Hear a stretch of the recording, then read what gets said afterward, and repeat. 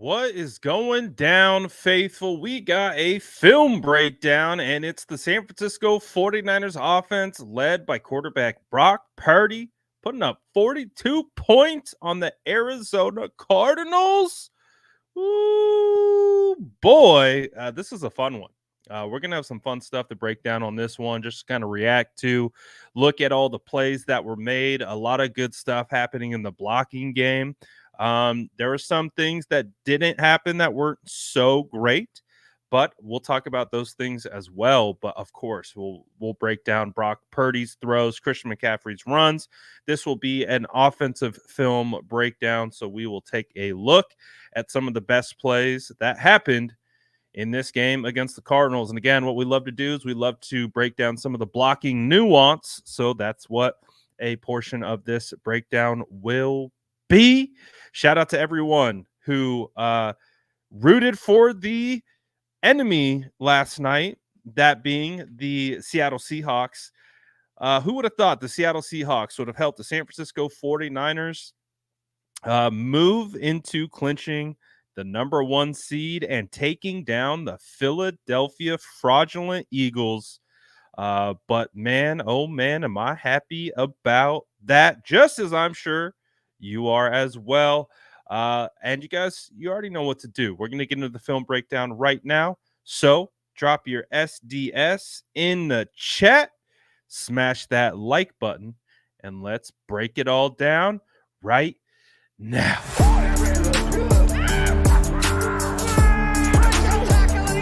Smash that like button if you haven't already. Love to see it.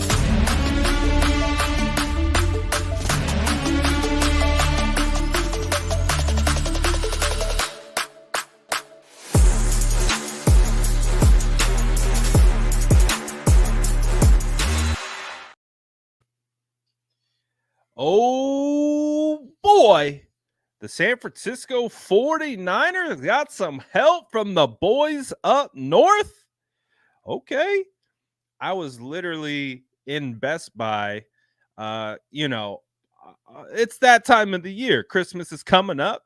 And so I work honestly 14 to 16 hours a day. And I was like, man, I need to get out and do my Christmas shopping. And the window for opportunities were closing insanely fast. I was like, I got to get out. I got to go. I got to go do my Christmas shopping. So I found myself in a Best Buy parking lot reacting to the Seattle Seahawks beating the Eagles. But man, the 49ers 2 games away from clinching the number 1 seed. Feels great, baby. I love it, man. Dude, we broke the Eagles. Can we just put that out there? We broke the Eagles. They're broken, courtesy of the San Francisco 49ers.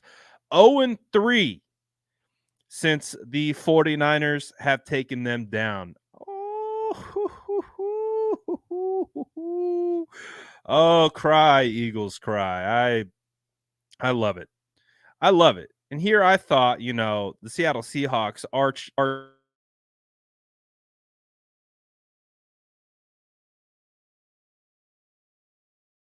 I'm like, go. I don't what go 12s? What? I don't even know their dang slogan. I don't know. I don't know what happened. But I loved it.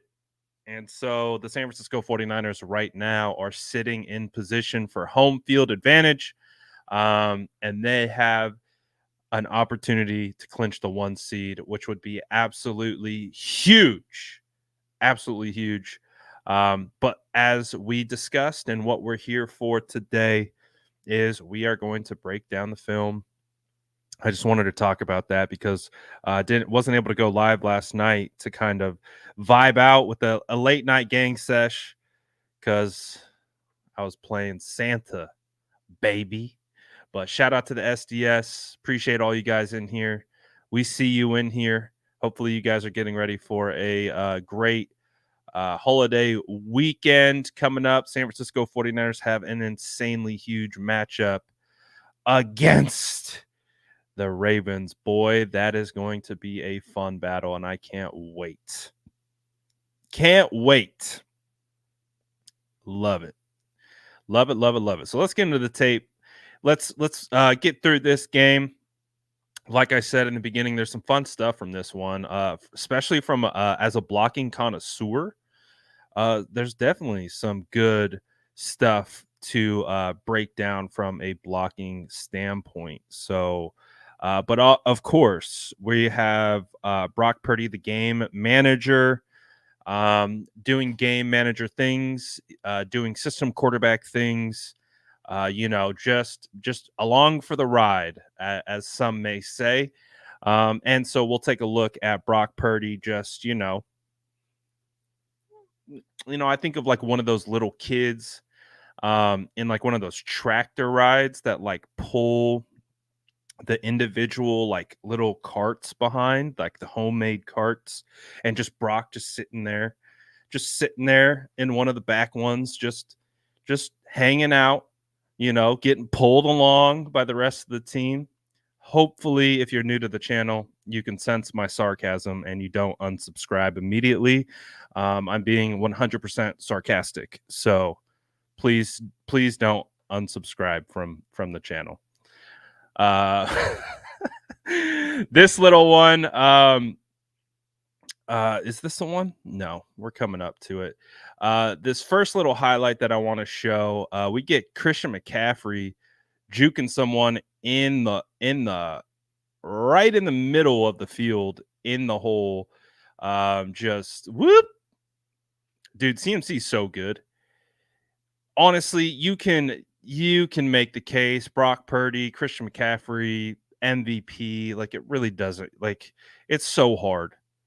It's so hard to determine who's that guy, but we know how special CMC is. Look at this little look at the 21's like, "Oh, I got him. I got him." Nope. Like literally, you've got a dude around his ankles. He sideswipes the tackle, stays on his feet, gets his hand in the ground, gets an additional 5 yards. Come on, man.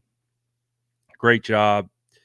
Kyle Juszczyk starting it at the point of attack. You're going to get Jonathan Feliciano. Look at this double right there. Feliciano gets to backer. Kittle gets eyes up. He's like, oh, Ayuk's got him. Oh, who do I go for? But still, CMC makes a great cut and does the rest. Is that a Feliciano pancake too? I don't know what 10's doing. They're both kind of checking out where the ball is. And 10 just on the ground, and then Feliciano just drops right on his head. Feliciano, you guys know me. I don't care about PFF grades. I think PFF grades for offensive line is one of the most fraudulent things available. But when it fits my narrative, I'm going to reference it. Jonathan Feliciano was the highest graded right guard, according to PFF, in the NFL last week. So it fits my narrative. So I am going to ride it. I'm going to hop on the train, baby. I only hop on the PFF grades when it fits my narrative. That's about it. Copyrighted hashtag Jason Aponte on that one. Let's see. So this throw, I'm curious to see what your guys' take is on this particular throw. This looked like it was going to be a big time gainer. And I'll say this. It was absolutely on line. I would say it was just a tad behind, if you could even say that, because at the end of the day, he still puts it on Ayuk, right? I mean, look at where the ball is, but you can see it's on the back shoulder. This is straight nitpicking. If you get this thing on the upfield shoulder where Ayuk can be able to kind of run onto that, you're not going to get that pass deflection there. So it's still a good throw.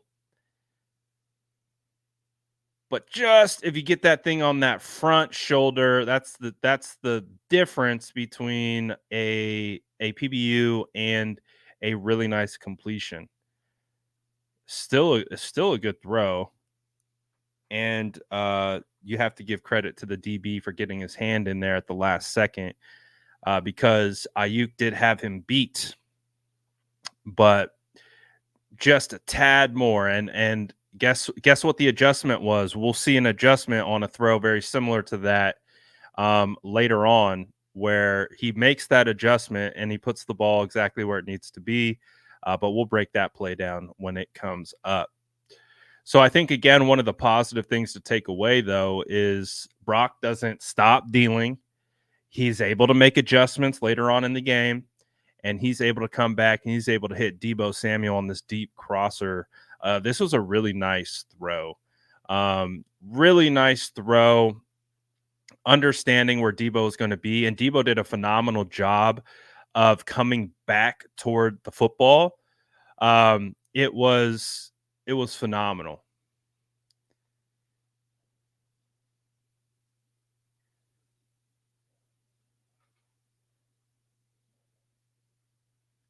And then you get the nice little sows at the end. He said, "Get off me." Ooh! Boink. I need sound effects. I need Santa Claus to get me a soundboard for Christmas so I can have like some sound effects or something. Boink. Just bounce, dribble him off the turf. And it was a good throw, though. Great throw. Understanding what window he needed to get through, letting it develop, and putting it right on the money. Right on the money. Deebo Dart. Beautiful, as my notes so eloquently describe. All right, let's take a look. And we're going to have a touchdown pretty soon here. So stay tuned. Stay tuned. We're going to have that touchdown coming on up. But first, let's get to a nice little spicy run from Christian McCaffrey. Oh, oh, oh, oh, oh, oh, oh, oh, oh,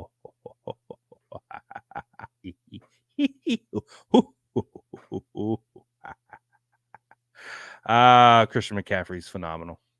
He's a cheat code, and the San Francisco 49ers have him, and the Carolina Panthers are ridiculous. And if you think that trading for Christian McCaffrey was a bad trade when it happened, go run a lap. I think, funnily enough, I think the people who didn't like the Christian McCaffrey trade and don't like Brock Purdy, or didn't like Brock Purdy, were pretty much predominantly the same people. I find that to be a very interesting coincidence, that people who did not like the CMC trade happened to not really like Brock Purdy either. I was like, that's interesting. But I digress. You get let's start with the blocking, because it doesn't happen without the boys up front, including the tight ends. Look at the push that both Charlie Warner and Greg, I just called him Greg, and that actually wasn't on purpose. Greg Kittle, aka George Kittle, they get the double on 45. Both their eyes are with 30. 30 takes himself out, and by washing over the top, that's going to force, technically that's what he wants to do. He wants to keep outside contain to force CMC back up the middle. And so you get a beautiful double, but CMC is just so good at that little step to the inside, back out. Look at the step. Watch 45. So let me talk through it and then I'll play it.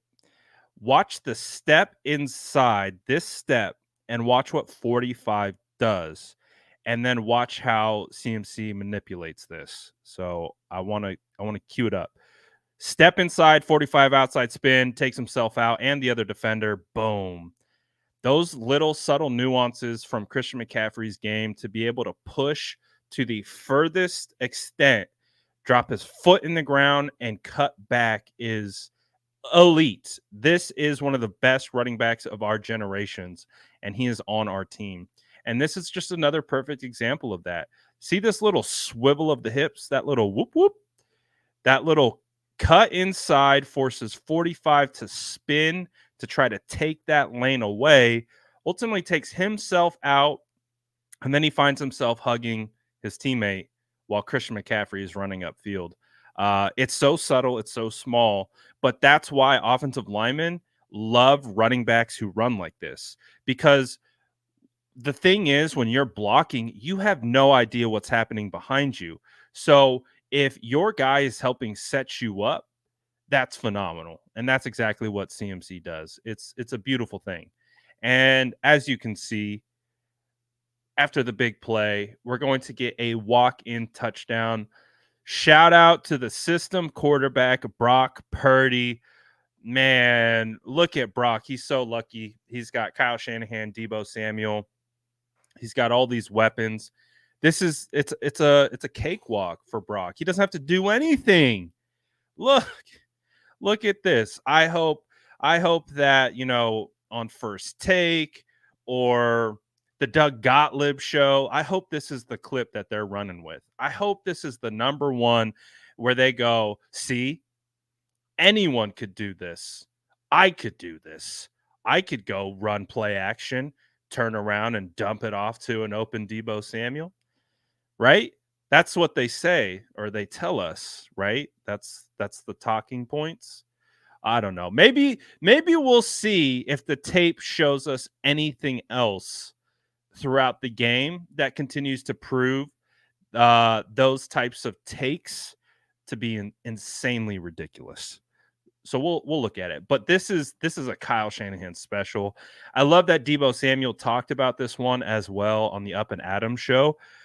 This is also a offshoot of the touchdown that they scored last week.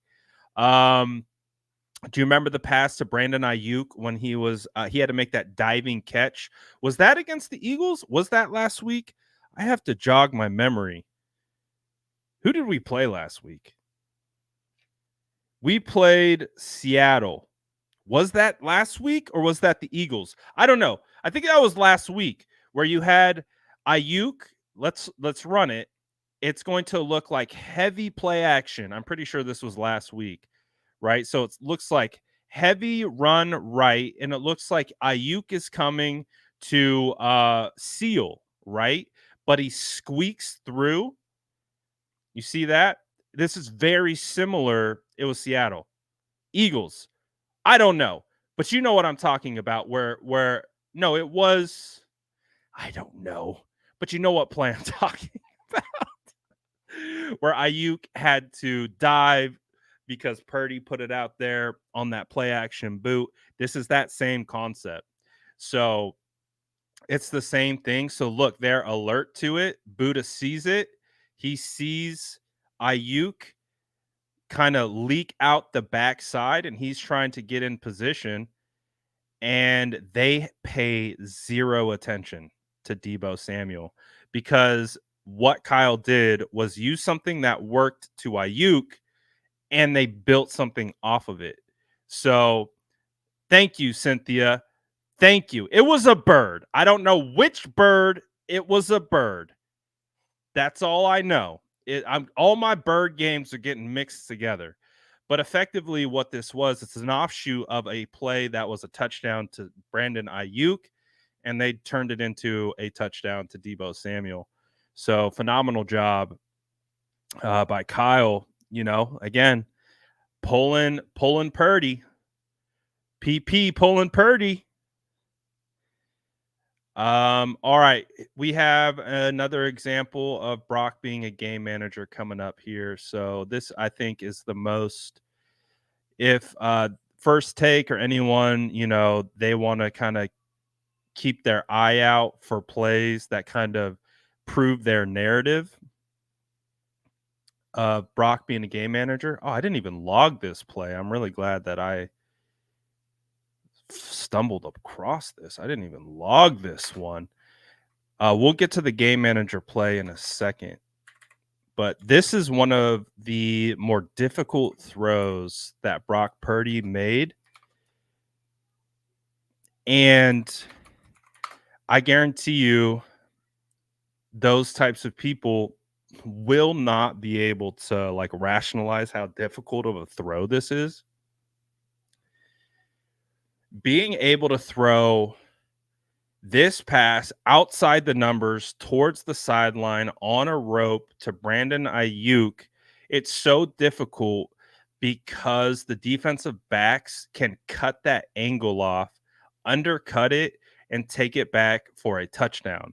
So that's why when you talk about elite quarterbacks and elite throws, these are the kinds of throws that you talk about because being able to go about 30 yards horizontally while the DBs have an opportunity to undercut that thing and pick it and go to the house, this is a very difficult throw. And he's got a defender, offensive lineman kind of right in his lap. He's got a hand in his face. He's got to get it over there, cool, calm, collected, and just delivers a dart to Brandon Ayuk. Brock Purdy's talked about his arm strength improving. This is an example of that. To be able to go opposite side hash towards the sideline on this type of horizontal throw, the level of difficulty on this throw is extremely high, but it won't be something that the Brock doubters will give the credit for. That's a hard throw. Very hard throw. Oh, look at the game manager, man. Look at the system quarterback. Just like Kyle designed it. Let's watch how Kyle designed this thing to be an escape to Kyle Juszczyk. All right, so we're going to get some immediate pressure up the middle. So that immediately disrupts the play because what this looks like could be a longer developing route, whether it was Brandon Ayuk over the middle would probably be maybe the initial read. I don't know what the initial read, maybe it's BA to, I'm not sure. I don't know what the progressions are here. But as you can see, Kyle Juszczyk cuts down the defender. Brock has to escape. And then Juice just pops up after cutting a guy. And he just dumps it off to Juice, and that goes for a first down. Not at all how this was designed. Not at all how this was drawn up. Not at all what Kyle was probably looking for. But it turned into a first down because Brock Purdy has the wherewithal to escape pressure, stand up in the pocket, and then find Kyle Juszczyk, who was just on his face because he was cut blocking.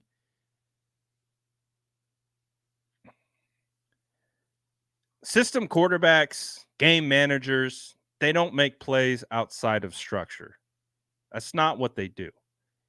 That's why like a little play like that, I think is important to be able to highlight plays made outside of the structure of the play.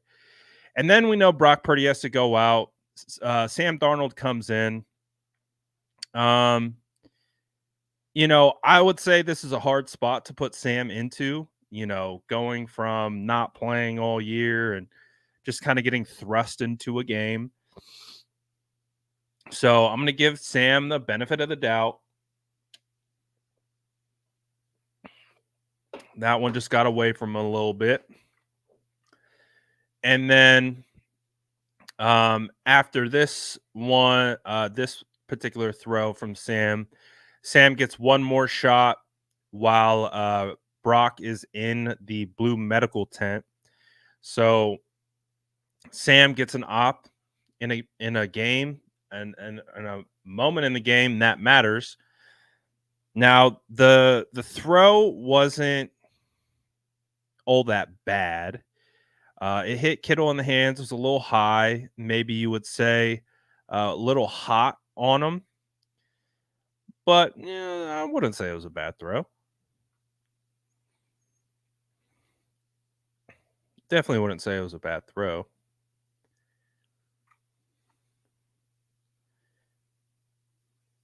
But ultimately, wasn't a completion. And then the game manager comes back into the game. And let's see what he does after this.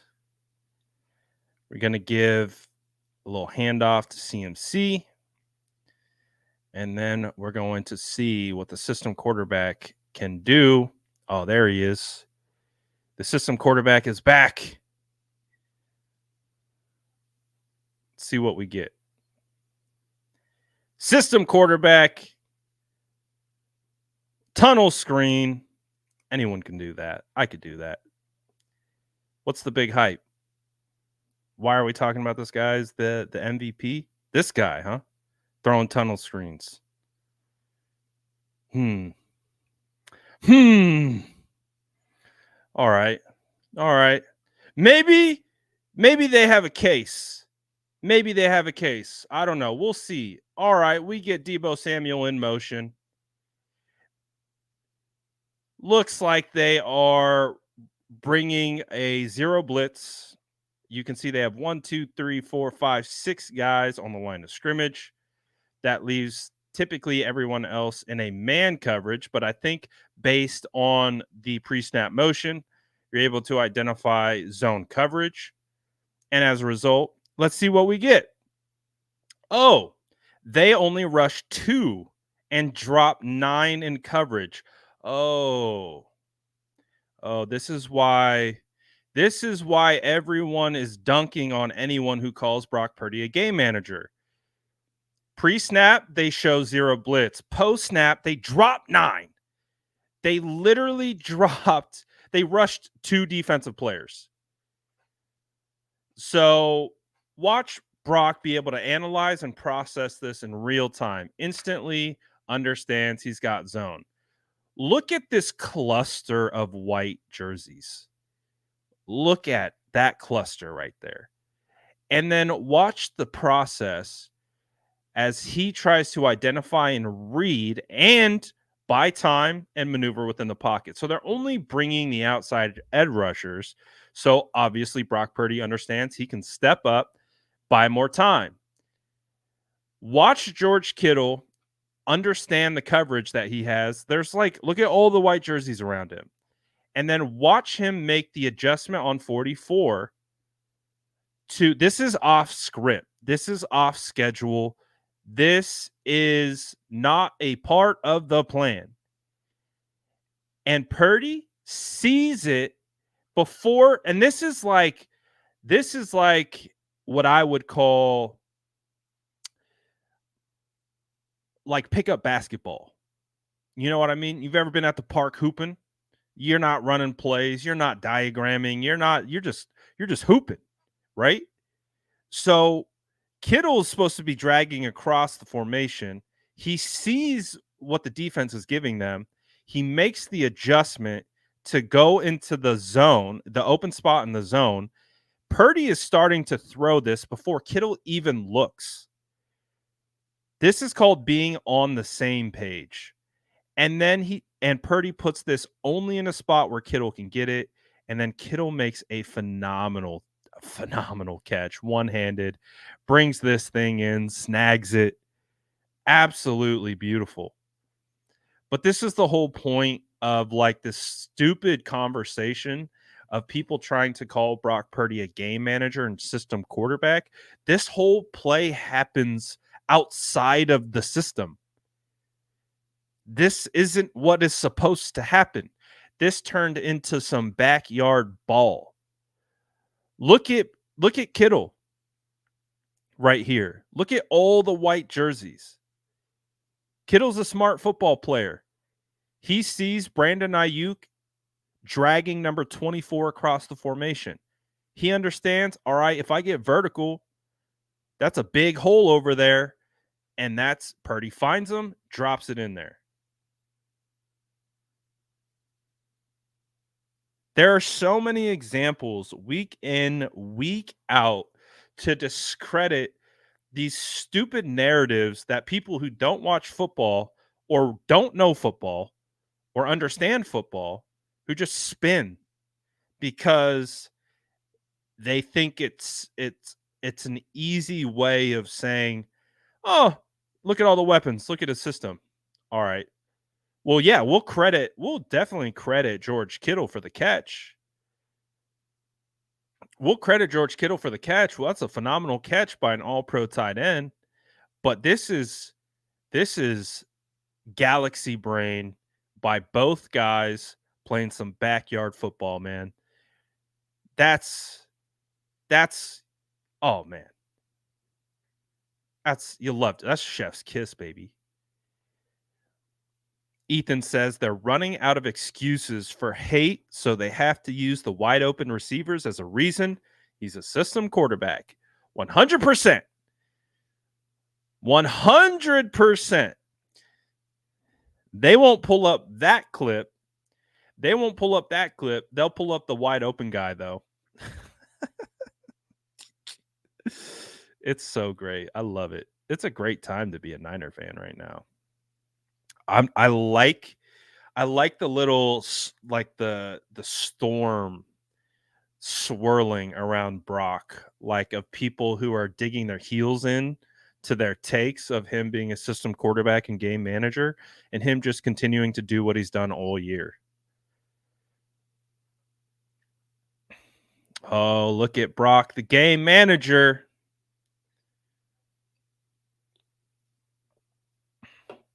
Hitting Christian McCaffrey on a nice little Texas route outside of the backfield or out of the backfield. Wonderful. Beautiful. Fantastic. All right, let's see how Brock helps this play along, right? Let's see how he helps manipulate the coverage. You see that? Just this. Watch number 51 and number 3 and their reaction to Brock going to his right. They all are reacting to him looking to his right. Then 51 sees, guess who, flashing across the middle. Oh, it's George Kittle. And then Purdy looks at him. So 51's like, oh, it's going to Kittle. I got to stay on this outside upfield shoulder. And then Brock's like, psych.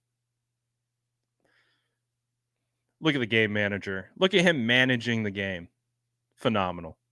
Look at him just manipulating this linebacker. Linebacker's got his head all twisted up like a pretzel. Doesn't know what to do. He's like, what? I thought it was going to Kittle. Oh, no. Oh, darn it. Darn it. The game manager got me. He got me. Those darn beautiful eyes of his. I got caught staring into those beautiful eyes. And I guess oh, he's going to Kittle. Oh, no, he's not going to Kittle. Kittle was clearing it out. And he just banged it on CMC. Oh, darn. See, the casuals don't understand this. This is something that we never saw with Jimmy Garoppolo. We never saw Jimmy Garoppolo holding linebackers and safeties with his eyes. I've never seen a quarterback in Kyle Shanahan's scheme with the San Francisco 49ers where a quarterback manipulates and toys with the defense like he's playing with the cat and has some catnip. It's like his eyes are just they're fixated by his eyes and they don't realize he's baiting them. And then when they realize, it's too late. Tell him he's got system eyes. Those game manager eyes, man, I'm telling you. It's actually Kyle Shanahan has developed this program in Brock's helmet that gets his head to look where he wants it, and he's got like a little controller so he can it's almost like he's playing Madden on the sideline with where Brock's looking. So he's like, all right, Brock, look to this side. All right, now go backside. It's amazing. It's It's technology that hasn't been revealed to the public yet. It's probably illegal at this point.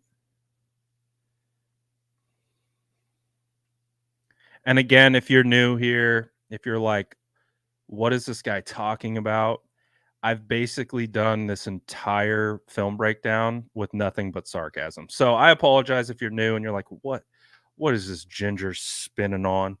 I am just very sarcastic feeling today when it comes to talking about Brock Purdy and how he's performing.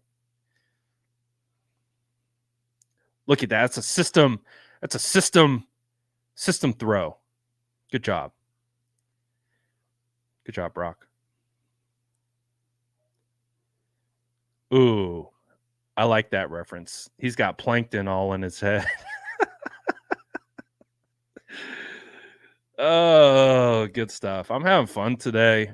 49ers balling.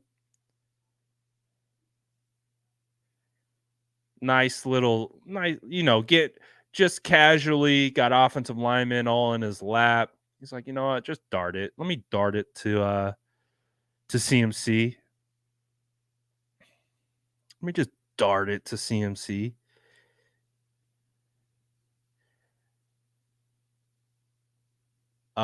This next one, we're gonna start getting into some blocking fun.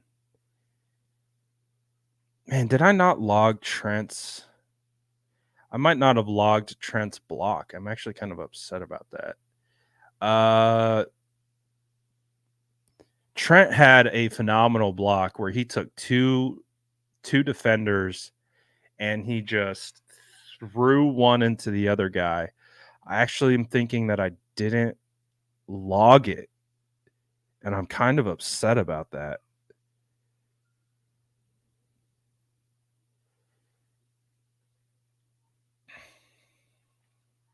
This though, I'm gonna give Kyle some credit. Obviously, the time there you can see that the safeties are playing hella deep because they're just trying to score before the half. But I do like the Christian McCaffrey motion acts as a natural rub. Do you see that? You see the timing of this play? 10 effectively gets in the way of 21 because it's man coverage and you have CMC in the flat and you get a natural rub route right here. I thought that was pretty nice. That was pretty nice. Niner Drag says, really appreciate your insane knowledge, consistency, and faithfulness. You got a fan for life. Quick question. What are your thoughts on McKivitz and where's his ceiling? Thank you. First of all, shout out Niner Drag. Appreciate you, man. Appreciate the compliments, man. I'm just having fun, and I'm glad you guys are enjoying it and vibing with me. It's a fun team to break down. They're making it easy on me, but I do appreciate what you had to say. My thoughts on Colton McKivitz are, I would say he has room to improve, but his base, I noticed, no one's talking about him. No one's complaining about him because for the most part, he's doing his job. I'm not going to sit here and say he's one of the best, tackles in the NFL right now, but he's serviceable. And that's exactly what we were expecting out of Colton McKivitz. And he's not giving up the, big times, pressures and the big time moments. And honestly, that's all that really matters. He's playing really consistently well. And I saw someone say, Jedi said in the chat, McKivitz is a bargain. Like when you consider how much the San Francisco 49ers are paying McKivitz to be a starting right tackle in this league, like it is definition of a bargain to be able to get a starter at that price. Phenomenal. And he does his job. Might not be perfect, but he gets the job done, and ultimately that's all we need right now. That's all we need. Oh, I'm upset I can't find the Trent play. I might have to go pull it from Twitter. But let's get back. Let's get back. I'll have to hunt the Trent play down in a little bit. 25-19 right here. So my notes say Purdy beats blitz. Oh, I love this play. This is such a good play.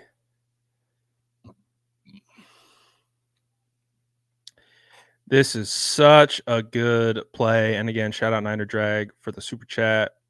Also, shout out Ethan for the super chat. Appreciate you guys. Again, Brock Purdy's doubters won't pull this play up.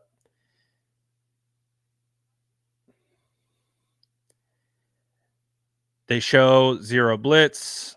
They get the 49ers offensive line sliding protection to the weak side. They overload. They take advantage of the protection call, and they're able to scheme it up with 3. Or no, there's 4. I lied. So they're able to get the free rusher, and Brock knows this the whole time. If you look at this, McKivitz has to step inside, basically vacating his spot. So this gives, I think that's BJ Ojulari. It gives him literally the quickest path to the quarterback outside rushing up the middle. And Brock just is cool, calm, collected, and just understands it, is patient, and delivers a dime to George Kittle. And then Kittle does the rest. But man, you have to have stones to be able to be this calm when you have a defensive player that's not getting blocked right in front of you, and you can still let that thing go. This is definitely one of my my favorite plays on the day from George and Brock. Again, it's just like it comes back to these defenses are going to throw blitzes at them or they're going to throw zone, and they can't do anything to stop Brock. He's scheme proof, and that's what people don't understand is that a lot of quarterbacks have a hard time managing blitz, different pre-snap looks, rolling into different coverages. But Brock, it doesn't affect him. And again, the funny thing about Nick Wright using this play as an example of why Brock is just a guy is that he I think he forgot that this is outside of structure. This is yet again another play that is not designed to go this way. This wasn't designed to be a rollout to the left. Christian McCaffrey. I mean, it could have been to Christian McCaffrey, but it was not designed for Brock to have to dip out of the pocket, flip his hips on the move, and throw a beautiful ball to CMC. That's not the design of the play. This is effectively outside of structure. Again, demolishing any narrative that he's a game manager. Game managers don't make plays outside of structure. That's why they're called game managers, is because they are system quarterbacks who are protected by the scheme. And the scheme is what makes them successful. And this is yet again another example of Brock. Come on, man. And again, the thought process behind it is so flawed, like Nick Wright talked about. It's like, oh, well, yeah, Kyle schemed him so open that Christian McCaffrey falls down. That's not the design of the play, Nick. This isn't how they drew it up. They didn't draw it up to get immediate inside pressure and Brock have to bail out to his left. That's not the design of the play.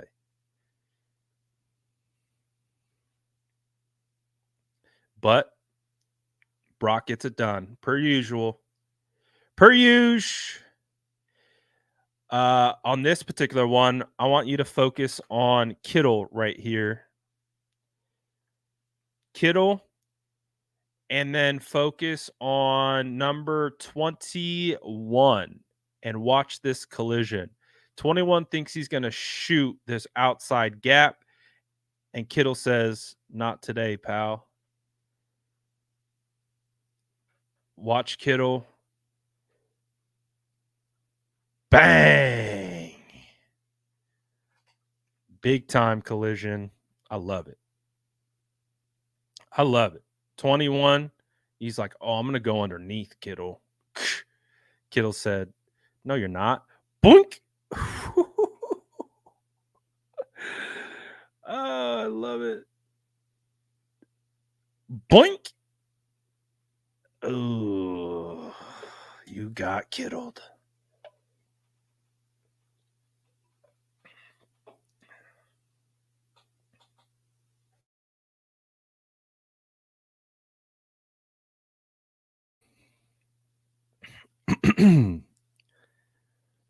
So this one, I think Brock makes the adjustment.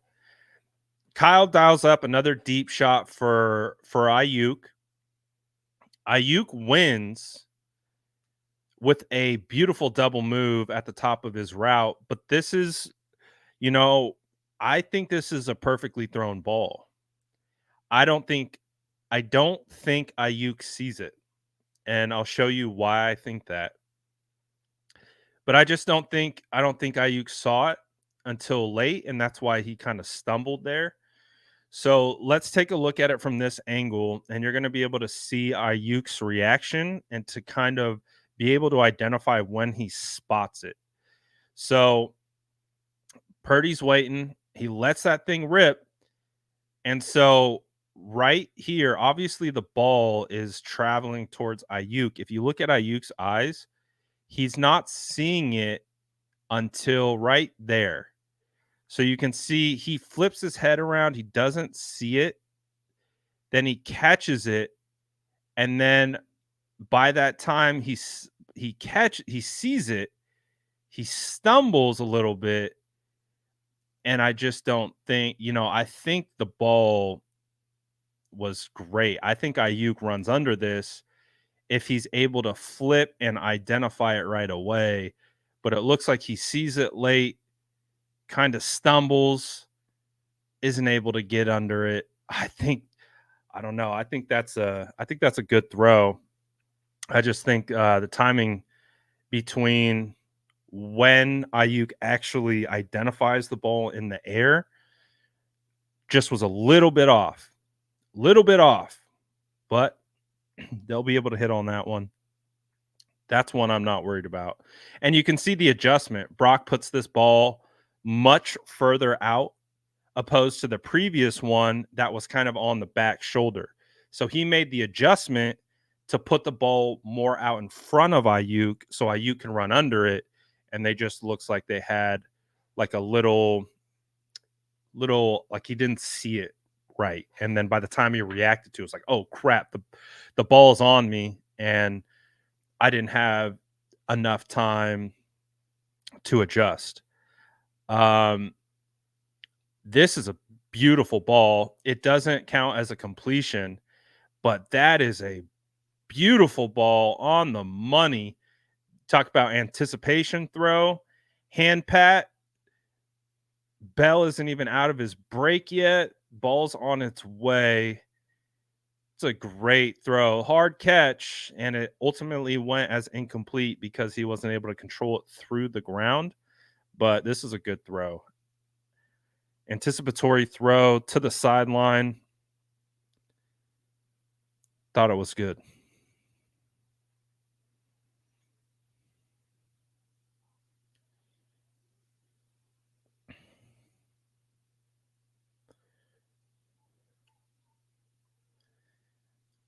What else do we got? We get Brock to Ayuk coming up here.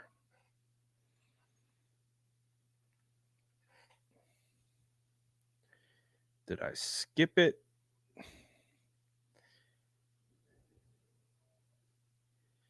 Here we go.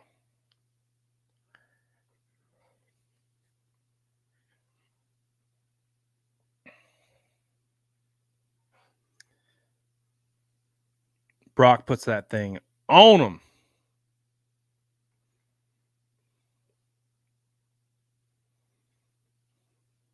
Great pocket. Only rush 3. So Arizona, I would say, opted to play more coverage than rush against Brock. I think they really were trying to put emphasis on Brock not beating them, and that unfortunately just didn't happen. Um, Brock, for the most part, picked them apart, and the plan to go more emphasis on coverage didn't really work. Coverage over rush specifically. Juwan Jennings has an insanely beautiful block. Juwan Jennings is going. You guys remember? I think it was Barrows posted the hard hat helmet that all the wide receivers sign if they get a knockdown block. I would say Juwan Jennings had 2 or 3 knockdowns that were really, really nice.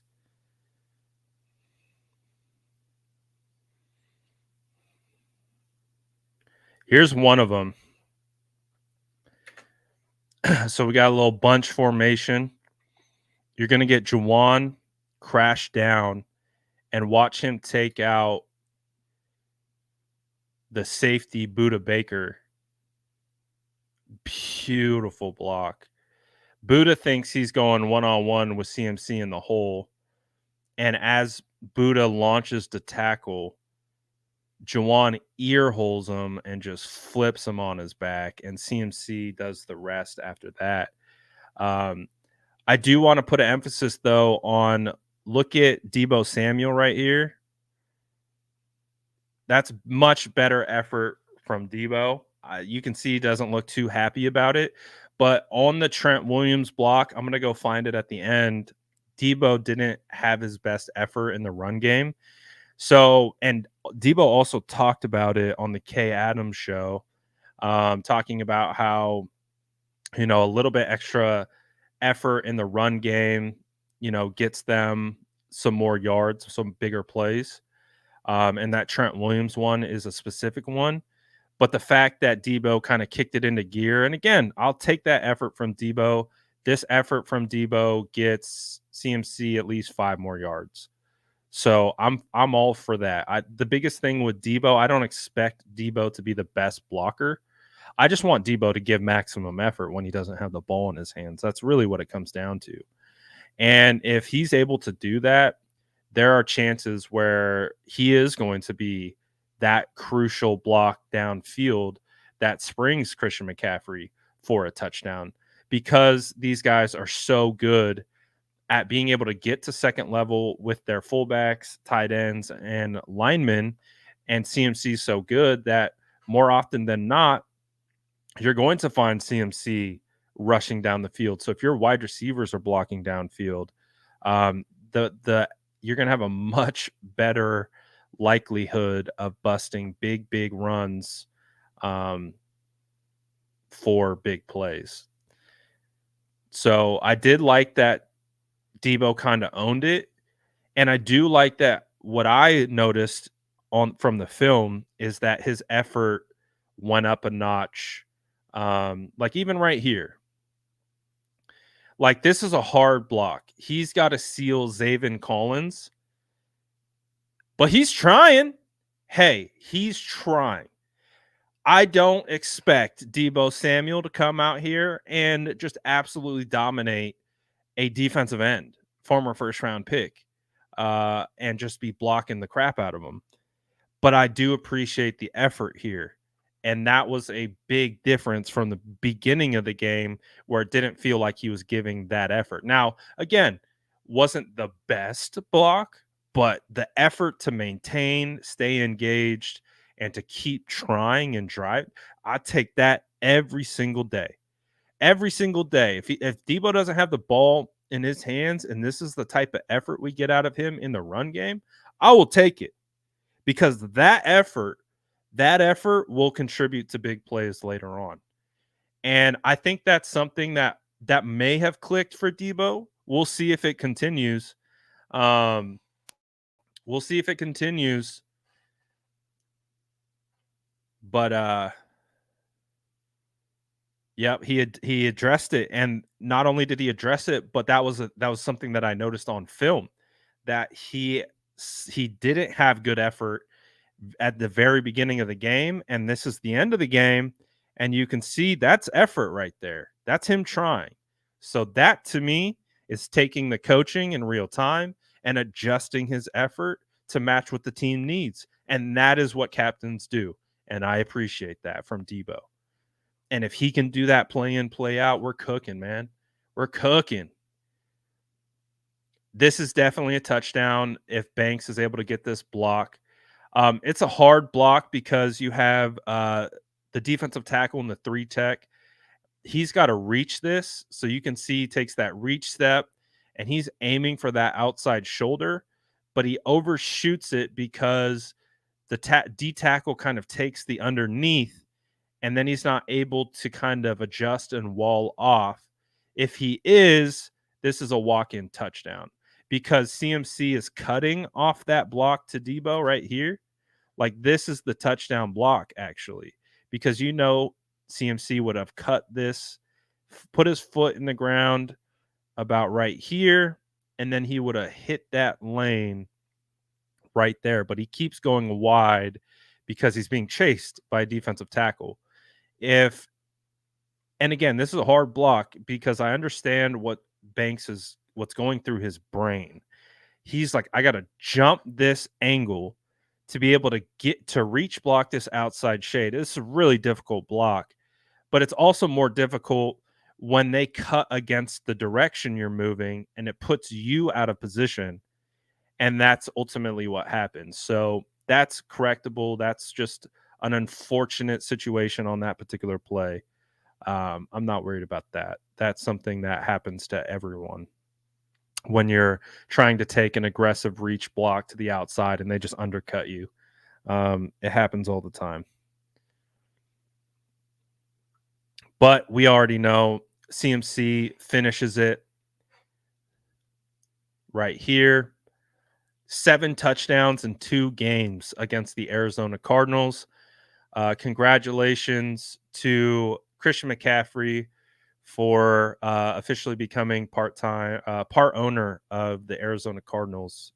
What a great development this year for him. And Aaron Banks, great job. Great job. This is mano a mano for Banks. He's got, again, another outside shade. He has to drive here. He's got to drive. Now, it's a bit of a stalemate. I think he gains a little bit of ground. And as you can see, defensive tackle tries to disengage. But with Banks pushing and then Christian McCaffrey pile driving, you get a nice touchdown right there. Good job by Trent Williams maintaining his guy. You have Juwan Jennings. Look at who's blocking right there. Look at Debo. It's rare that we're talking about Debo Samuel from a blocking perspective. Look at that effort.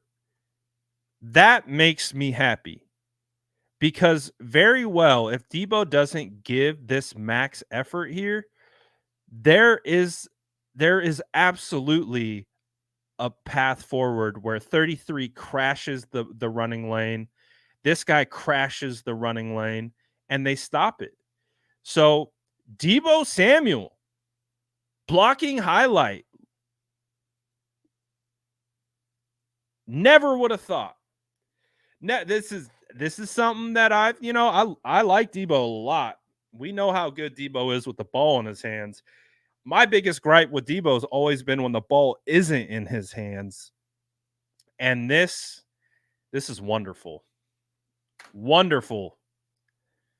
Look at Debo. Look at his block takes 2. His block takes 2. CMC punches in right off him. Good job. There we go, Debo. That's what I'm talking about. That's what I'm talking about. Love it. Love it. We get another good run right here by Christian McCaffrey. Look at that push. Man, running behind Trent Williams and George Kittle is like a cheat code.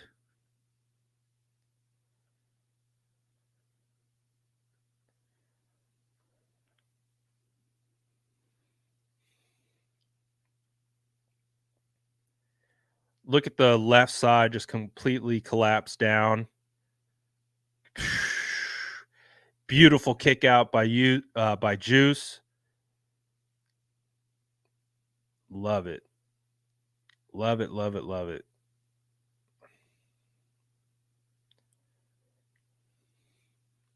Let's go to Juwan Jennings pancake. This was the biggest Juwan Jennings pancake of the game. Let me get into it right about here. Ooh! All right.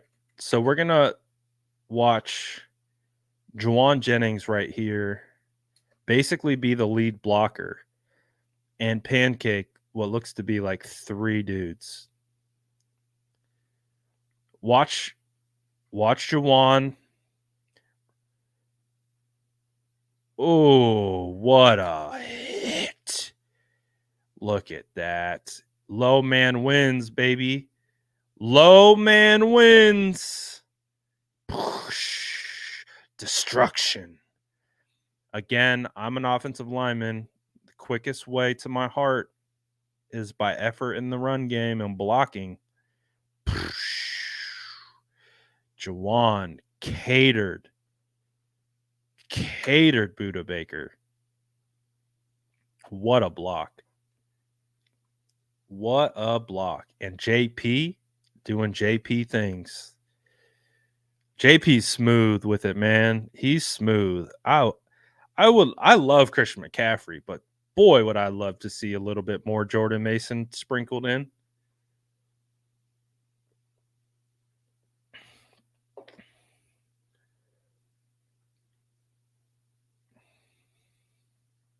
And then we're going to end it on a touchdown. We've got the dart, the dagger from Brock Purdy, the game manager, the system quarterback is going to put the dagger in him right here. And you already know what play is coming up. Woo! Boy, oh boy.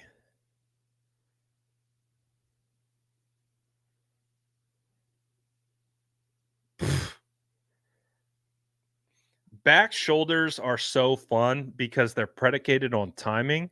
It's predicated on coverage. You got to get man on man, right? You got to get man coverage, and then you have to have sticky coverage. So basically, see how they're almost even? He sees that. I mean, dude, look at where this ball gets let go. Brock is throwing this thing when Debo is on the 15, basically. He's starting his windup. See the hand pat? He's starting his windup at the 15. Ball is out at, I would say, about the 12 or 13 yard line with Debo. Debo gets his head around, understands that's the drill. You're even. You got coverage like that. DB's not looking. You go back shoulder and right to the pylon, and Debo makes a phenomenal adjustment to make that catch. This is fun because they were doing this in training camp. I remember one of the best plays from training camp was a back shoulder to Debo Samuel. It was on the right pylon. Man, it's fun seeing those things happen in training camp and trickle into these games.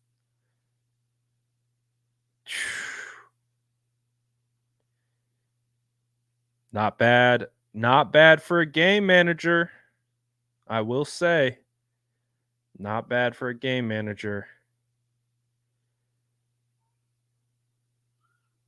Brock has been phenomenal, man. He really has.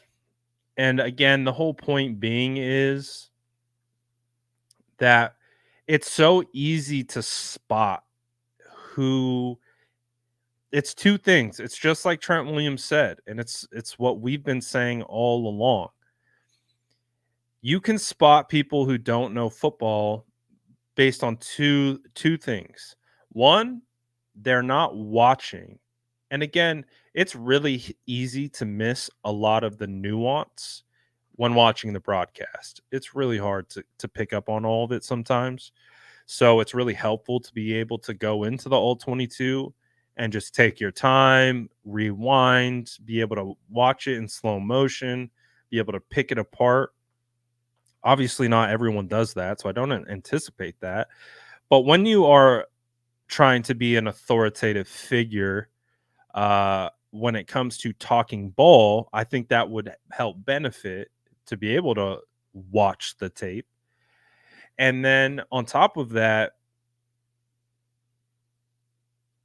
if you're watching the tape and you're still coming away with the same takes, then it's just like, okay, well, you just don't know football like that, which is fine.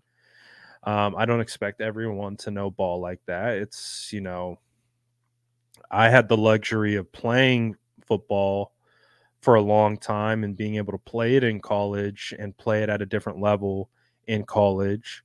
Um, so that's the reason why I understand it at the current level that I do. And I still don't even understand everything. I don't know everything. I'm not a big coverage guy. Like I'm a trench guy. But I also am someone who evaluates. So I evaluate every position. Um, and so I feel like I can speak the language. Um, and you can tell when people can do that and can't do that. And that's like what's happening right now is we're just having a lot of people who who aren't capable of doing one of those things. Are we feeling spoiled yet with all this talent? Um I think you know what? Do I feel spoiled? That's a good question.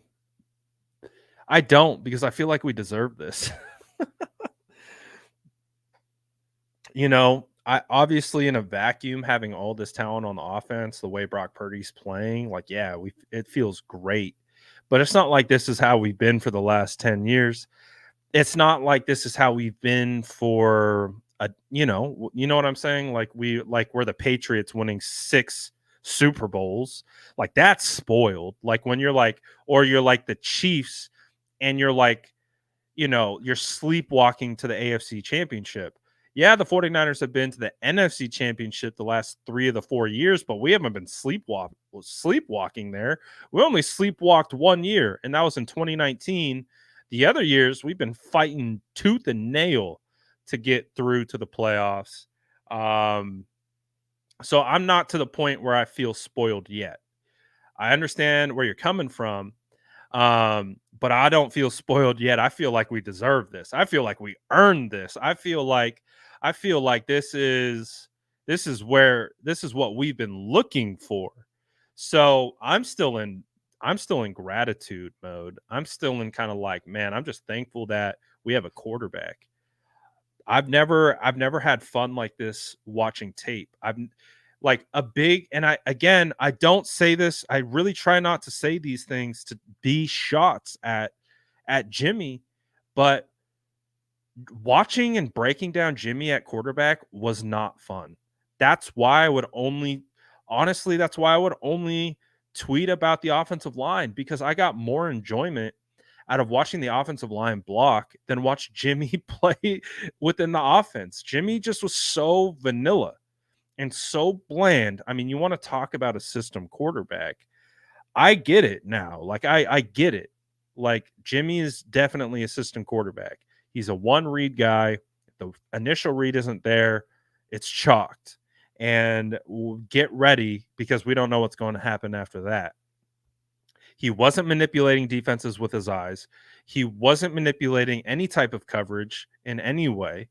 There were times when Jimmy was heating up and we were like cooking with Jimmy when things were all firing on all cylinders, but it's like the whole point was just like, man, when's the floor going to fall out? You know? And so like with Brock, it's just such a different experience. It's such a different the offense moves differently. That's why I don't buy the Brock as a game manager, system manager with Brock in at quarterback. They just do things that they weren't able to do. And that is such a big difference with this team, where they're at offensively, what they're doing offensively. And that's what makes it fun. That's what makes, what we're doing right now. The fact that the 49ers offense is pulling this team when it's really been the defense these last 4 years, that's huge. We've had an offensive-minded head coach all this time, but our offense has been capped based on our quarterback, and now we have a quarterback who has uncapped the offense, and now we're seeing all the repercussions of it. You've almost got 4,000-yard players, whether cumulative rush or receiving, and Brock is probably going for over 4,000 yards this year. I don't remember the last time we had a 4,000-yard quarterback. I think it was Jeff Garcia. I might need to fact check that. But that's the thing, man, is they're playing phenomenally right now. And a lot of that has to do with Brock. He's got the weapons, but again, the counterpoint is Jimmy had those weapons too. And it wasn't the same. It wasn't even close to being the same. And again, I'm not it's a natural comparison. I feel like I have to say it every time because I'm not trying to take shots. It's just a natural comparison of what we're looking at. So I'm happy. I like it. I feel very confident. I feel at peace of mind with an offense that can control the football. And if we get stellar performances by the 49ers defense, like, this team is unstoppable. Right now, the offense is unstoppable. And if the defense can match that, I mean, you have a complete team. You have a complete team. No one's beating them. And the 49ers have a real opportunity to do some damage here against the Ravens. So I'm looking forward to it. It's gonna be a crazy matchup. That's for sure. 100%. 100% used to pray for times like this. So appreciate everyone for tapping in for the film breakdown. Always fun. I had fun today. Not taking it too seriously, just having fun with all the conversations that have been percolating around the 49ers quarterback and all that good stuff. It's been good. I'll end it with this really quick. Thoughts on Ronnie Bell? I like Ronnie Bell.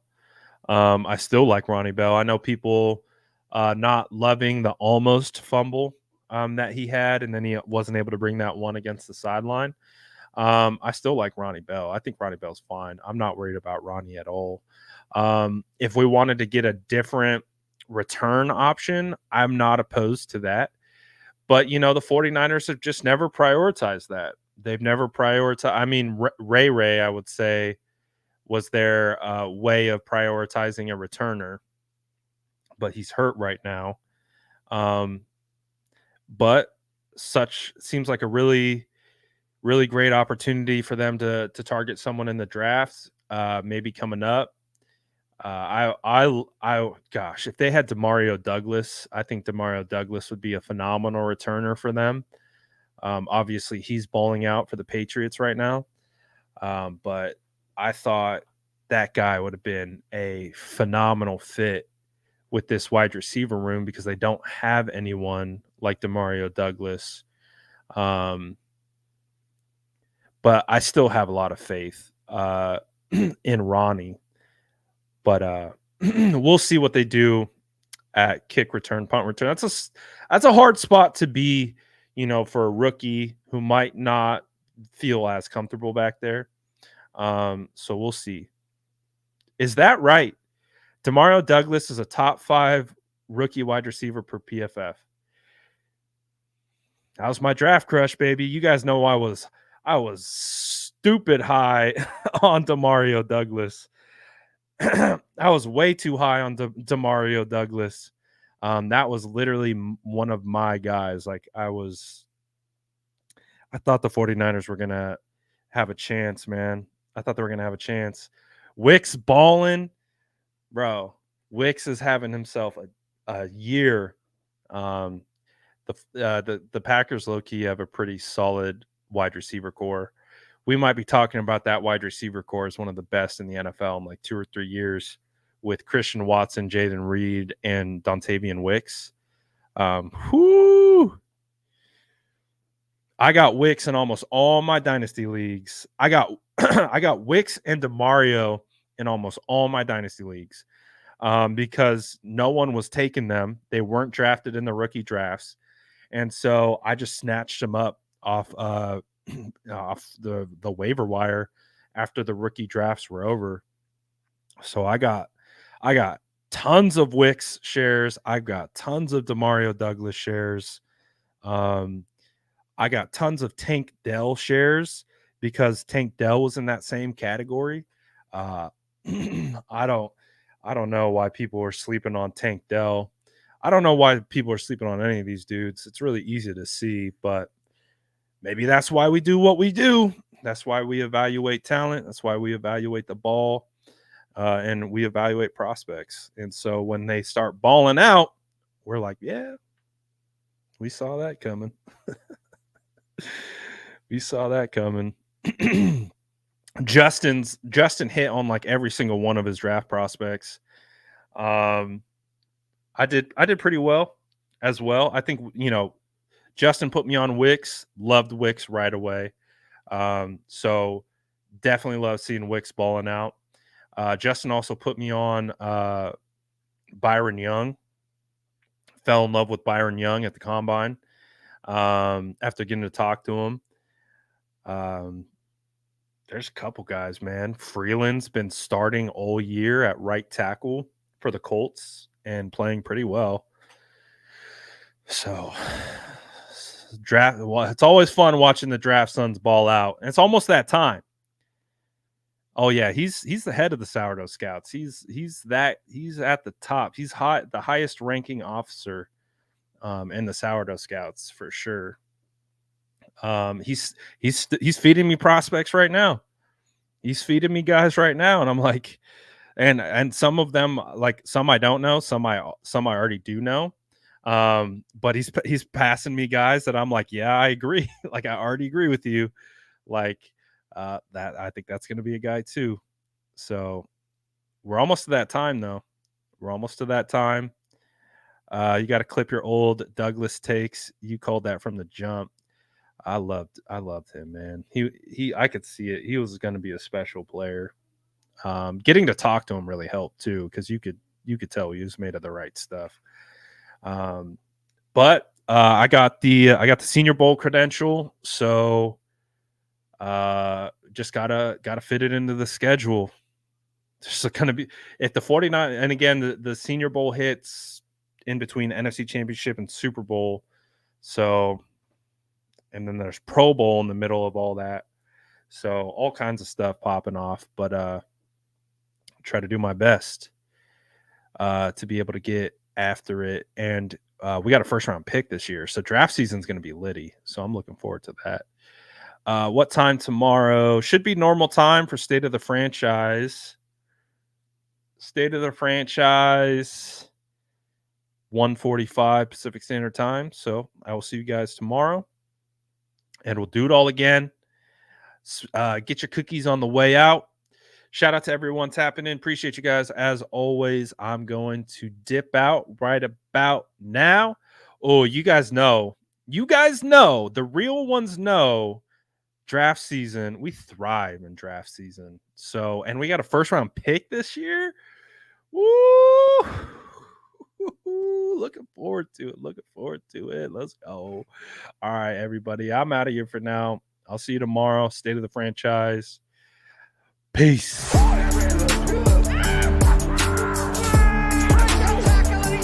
Smash that like button if you haven't already. Love to see you.